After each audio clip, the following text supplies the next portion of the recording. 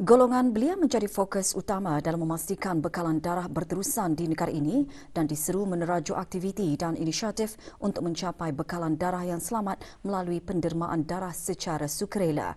Ini kerana golongan belia membentuk sektor populasi yang besar di dalam masyarakat dan mereka penuh dengan idealisme, semangat dan kreativiti. Menteri Kesihatan membuat seruan tersebut dalam perutusan sempena Hari Penderma Darah Sedunia yang diraikan setiap 14 Jun di seluruh dunia. Yang berhormat Datuk Seri Setia Dr. Haji Awang Muhammad Hisham bin Haji Jaafar dalam perutusannya menjelaskan, bagi memastikan darah yang diberi kepada pesakit adalah selamat, Pusat Pendermaan Darah sentiasa giat merancang dan terus mengungkayahkan beberapa langkah sistematik untuk mengurangkan risiko terjadinya jangkitan kuman melalui pemindahan darah.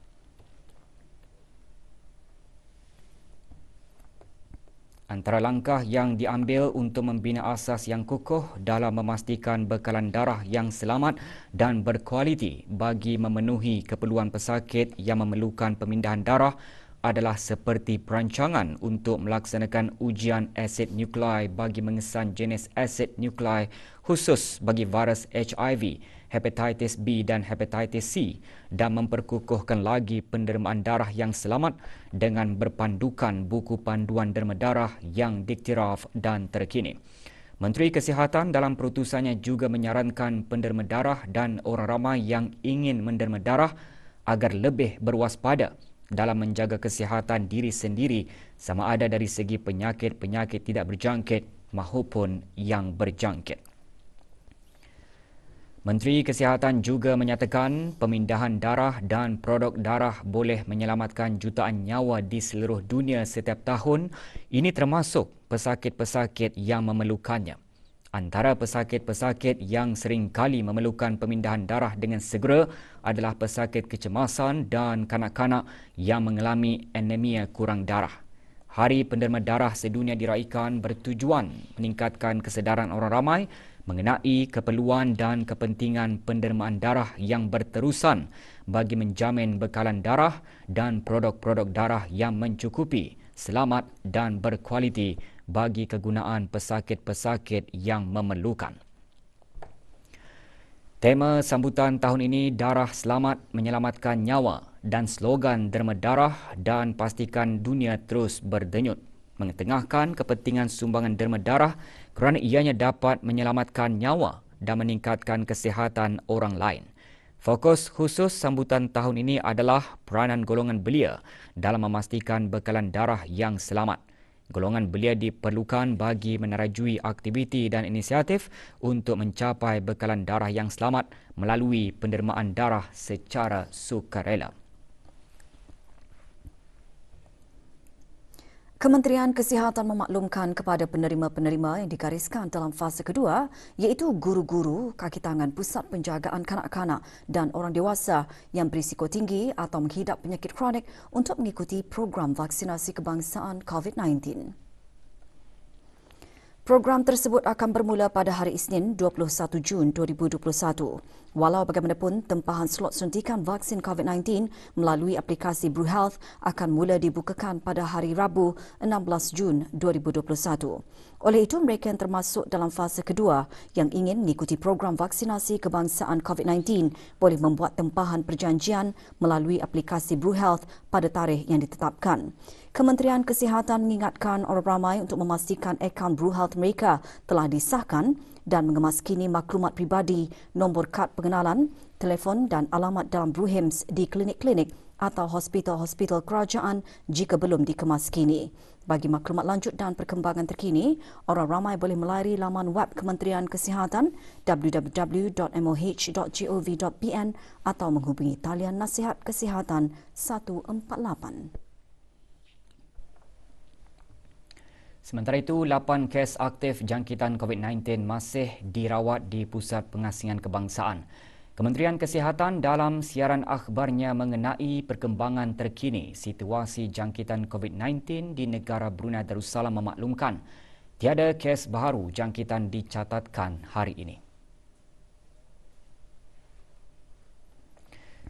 Sementara itu, jumlah keseluruhan kes di negara ini ialah 250 kes dengan kes yang sembuh 239.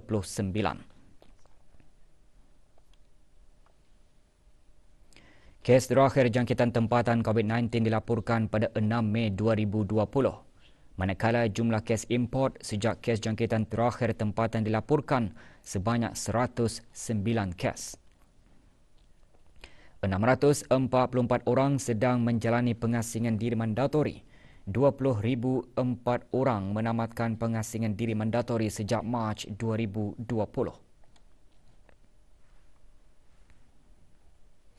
281 ujian virus SARS-CoV-2 telah dilaksanakan menjadikan jumlah keseluruhan ujian makmal dijalankan sejak Januari 2020 kepada 134,906 ujian. Maklumat lanjut dan perkembangan terkini layari laman sesawang Kementerian Kesihatan dan talian Kesihatan 148.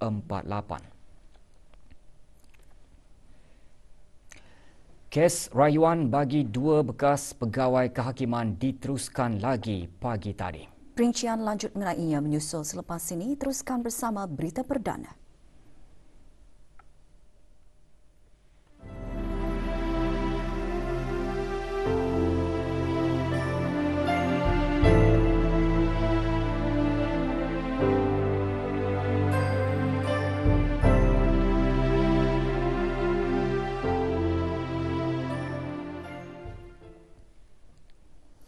Susulan kes rayuan dua bekas pegawai kehakiman, kes rayuan yang telah difailkan oleh pendakwa raya dan juga kedua-dua tertuduh Ramzidah binti Pihin Datuk Kesuma Diraja, Kolonel Bersara Haji Abdul Rahman, tertuduh pertama, dan Haji Nabil Taraina bin Pihin Udana Khatib Datuk Paduka Seri Setia Ustaz Haji Awang Badarudin, tertuduh kedua, didengarkan di Mahkamah Rayuan pagi tadi. Mereka hadir di hadapan Yang Arif, Presiden Mahkamah Rayuan Michael Peter Barrow, Pesuruh Jaya Kehakiman Conrad Sigrod dan Michael Victor Lan.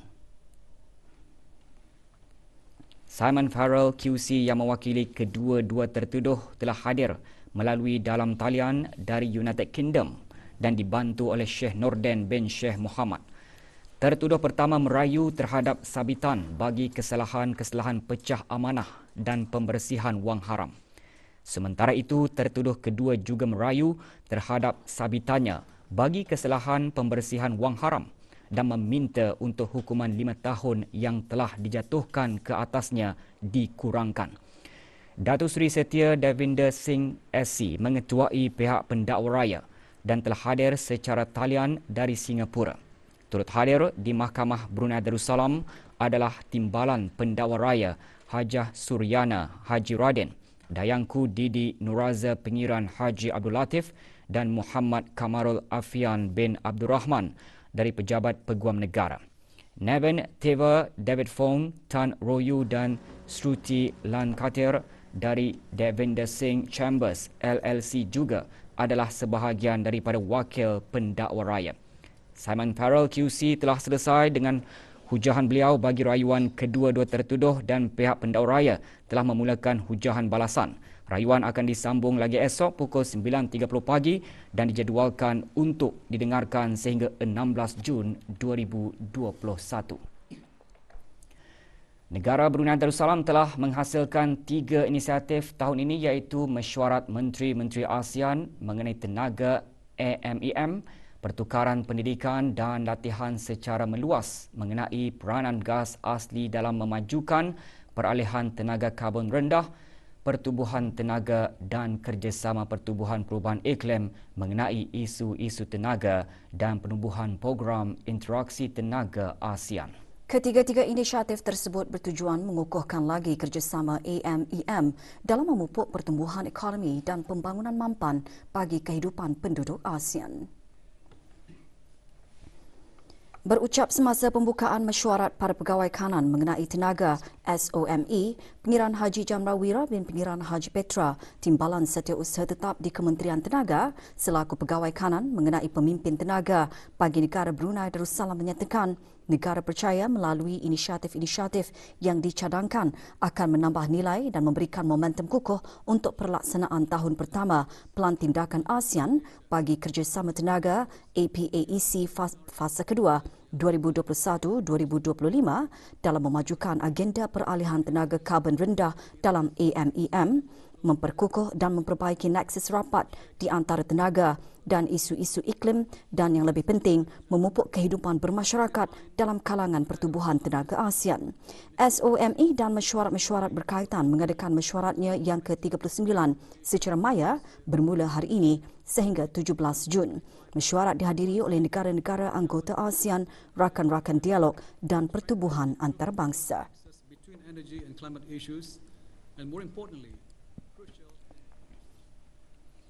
Pelbagai pencapaian dan evaluasi Tentera Laut Diraja Brunei TLDB sejak penubuhannya 56 tahun yang lalu. TLDB berusaha untuk terus menjadi relevan dengan cabaran dan ancaman sekuriti dalam domain maritim melalui perolehan dan perkembangan keupayaan serta aset-aset baharu yang akan memenuhi peranan dan tanggungjawab seperti yang dinyatakan dalam Kertas Putih Pertahanan 2021. Laksmana Pertama SPRAI bin Haji Serudi alias Haji Seruji juga menekankan agar semua kepimpinan warga TLDB sentiasa peka dalam menjalankan amanah sesuai dengan pangkat dan jawatan yang disandang, bersama-sama membentras apa jua ancaman yang ada, sama ada tradisional ataupun bukan tradisional. Perkara tersebut ditekankan oleh pemerintah TLDB semasa perbarisan sambutan Hari Ulang Tahun Tentera Laut Diraja Brunei ke-56 pagi tadi. Jelasnya lagi, dalam usaha melahirkan para anggota yang berkemahiran, nilai pengetahuan kerohanian hendaklah juga dititik beratkan dengan meningkatkan kefahaman terhadap fardu ain. Menjalankan tugas berlandaskan ajaran agama Islam tekannya mampu mengelakkan daripada terjerumus kepada ajaran terpesong, membantu membimbing dalam pematuhan disiplin serta memperkuatkan lagi kualiti kepimpinan semua peringkat selari dengan nilai-nilai TRAS ABDB. Perbarisan diselajurkan dengan penyampaian anugerah dan sijil kepada pegawai dan anggota TLDB yang menunjukkan pencapaian terbaik dan juga sikap profesionalisme dalam kerjaya mereka. Antara anugerah-anugerah yang disampaikan, anugerah ujian jasmani perseorangan, anugerah jurutera terbaik, anugerah sauh emas dan anugerah bintang harapan.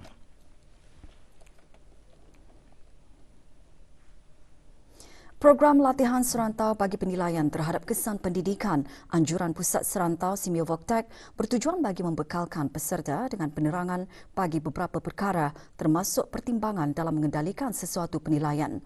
Majlis pembukaan bagi program latihan 5 hari itu diadakan pagi tadi di pusat berkenaan.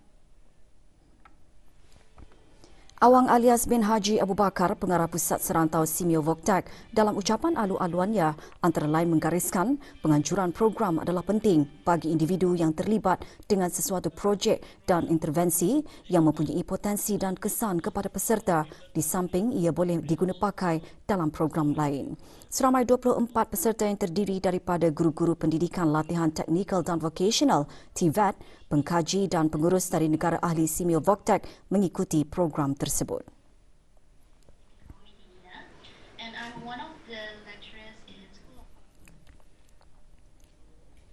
Jika dahulu jualan barangan terpakai terutamanya pakaian tidak begitu dipandang, namun kini ia menjadi tarikan terutama bagi penggaya-penggaya fashion di negara ini. Menyedari akan meningkatnya trend tersebut, seorang belia tempatan merebut peluang untuk memulakan perniagaan. Kru RTB Mojo ada laporannya.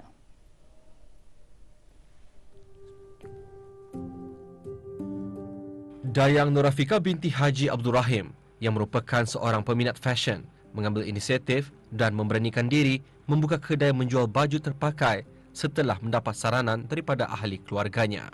Gigih mengusahakan perniagaannya. Kini, perusahaannya yang diberi nama Darussalam Thrift cukup terkenal dalam kalangan peminat-peminat fashion baju terpakai. But now we kind of double our batches because we've received a good support from all the youngsters in Brunei. I truly, truly believe in that. Pasal, instead of just throwing it away. There's a term, what a lady's junk is another lady's treasure. So we kind of believe that if we sell it for cheap, people would definitely want it. Even if we think the style is not up to date, but you'd be surprised what people are into nowadays. Before I didn't believe this kind of market would be successful. But now that we dive into it and we see the overwhelming response, and we kind of believe into it. Cabaran pandemik COVID-19 banyak menghadkan pekerjaan dan perniagaan. Dayan Rafiqah tidak terkecuali menyedari akan cabaran tersebut. Belia ini dengan dibantu beberapa ahli keluarganya, giat berusaha memajukan perniagaannya dengan mengekalkan standard dan kualiti barangan. Menurutnya, dengan mengenali citarasa setiap pelanggan akan lebih memudahkan proses memilih dan mendatangkan pakaian-pakaian terpakai. I'm actually a flight attendant. If we could go big, then we would go big. And to expect more and expand, of course. I think that's my hope for this store. Since Tristoni is a sustainable business, why don't you guys dive into it as well? And we would encourage you to look into it, to shop with it, and if you want to dive into it. Ketersediaan platform media memudahkan Dayan Rafiqah mempromosi barangannya. Penglibatan belia seperti ini setentunya dapat membantu negara dalam mencapai wawasan Brunei 2035 dalam melahirkan para profesional muda dan usahawan belia sebagai tunak bangsa, pewaris kepimpinan masa depan negara. Laporan Aziz Ahmad untuk Berita RTV. Usaha memupuk minat membaca dalam kalangan pelajar terus dipergiatkan di negara ini. IBTE Kampus Sultan Bolkiah melaksanakan usaha tersebut melalui sambutan Hari Buku dan Hak Cipta Sedunia pagi tadi. Sambutan tersebut diadakan sebagai menyahut sokongan pertubuhan pelajaran, sains dan kebudayaan Bangsa-Bangsa Bersatu UNESCO. Antara pengisian sambutan, ceramah bertajuk Membaca Buku Sumber Ilmu Pengetahuan disampaikan oleh Pegawai Unit Kaunseling Awang Haji Muhammad Khairul Hizam bin Sulaiman. Juga diadakan persembahan nyanyian dan kuis Hari Buku serta pameran dan jualan buku. Pihak kampus dalam pada itu turut mengadakan beberapa projek khas yang melibatkan pelajar IBTE di negara ini melalui teknologi atau aplikasi bagi memudahkan mereka mencari buku yang mereka perlukan. Membagi kemudahan untuk penuntut mencari buku dengan senang. Diorang boleh dengan sendirinya boleh mencari buku melalui internet ataupun mengenai VList adalah sistem yang terbaik untuk diorang supaya mencari dengan cepat. VList ini untuk memudahkan diorang mencari dengan cepat buku-buku yang ada di dalam library. Keupayaan penceramah dan da'i dalam berkomunikasi dengan berkesan boleh mempengaruhi pemikiran masyarakat dalam melaksanakan dakwah. Penyampaian yang berkesan merangkumi beberapa aspek termasuk penggunaan perkara yang baik daripada segi maklumat dan tata bahasa, jujur, santun dan tidak memanipulasi fakta. Perkara tersebut antara yang disentuh semasa bengkel memantapkan dakwah Kementerian Hal Ehwal Agama pagi tadi. Bengkel yang bertajuk English for Dakwah yang disampaikan oleh Dayang Nurul Atia Bahtriah binti Muhammad Saleh, penolong pensyarah Pusat Bahasa College University Perguruan Agama Seri Begawan Kupu SB, antara lain mengongsikan bahasa yang mudah difahami oleh masyarakat setempat merupakan salah satu pendekatan dan metod yang berkesan dalam penyampaian dakwah. Bengkel dihasrat dapat meningkatkan kemahiran dan kewibawaan penceramah-penceramah dan da'i.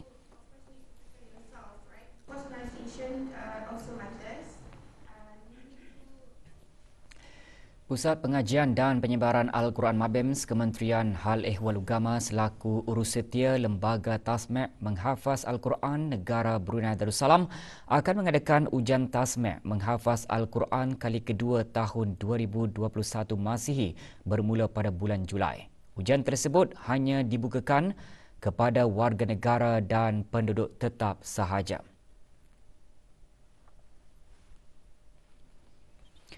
Borang permohonan boleh diperolehi di Pejabat Pusat Pengajian dan Penyebaran Al-Quran Mabems di Blok 2H tingkat 8 bangunan kondominium Ong Sumpeng, iaitu bangunan Institut Tahfiz Al-Quran Sultan Haji Hassanal Bolkiah Perempuan Jalan Ong Sumpeng, Bandar Seri Begawan bermula Isnin 14 Jun 2021.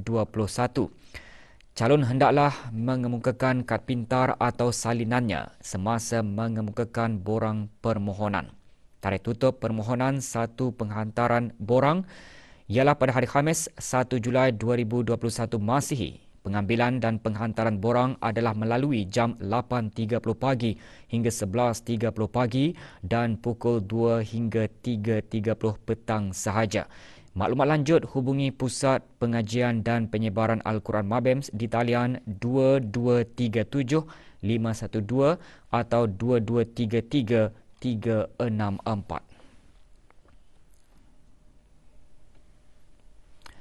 Akibat melakukan kesalahan di bawah Akta Kesalahan Kecil Penggal 30 Bab 12/1, beberapa individu masing-masing dikenakan kompaun RM100.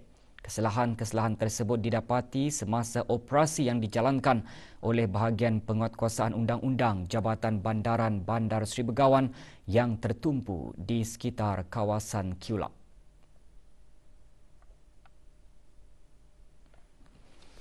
Individu-individu berkenaan didapati melonggokkan, meletakkan, mencampakkan, meninggalkan abu puntong rokok, kotak yang diktirafkan sebagai sampah di tempat awam.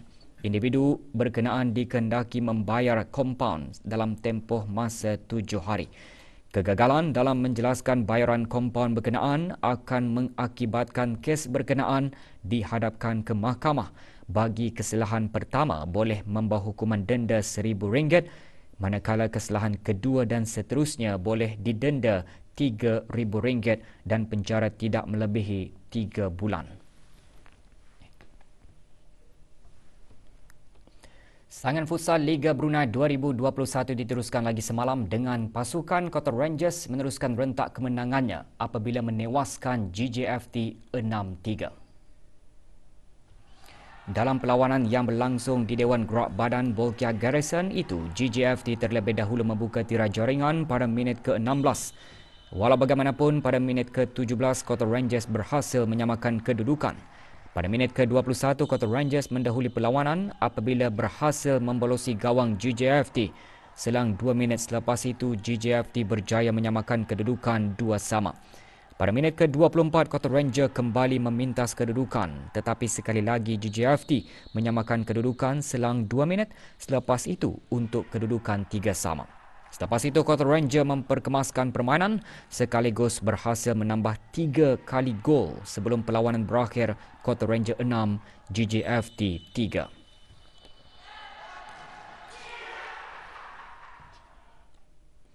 Perkembangan saingan bola sepak Euro 2020, England membuka tirai aksi kumpulan D dengan bergaya apabila menewaskan salah sebuah pasukan pilihan Croatia 1-0 semalam. Raheem Sterling muncul wira England selepas menjaringkan gol tunggal perlawanan pada minit ke-57. Dalam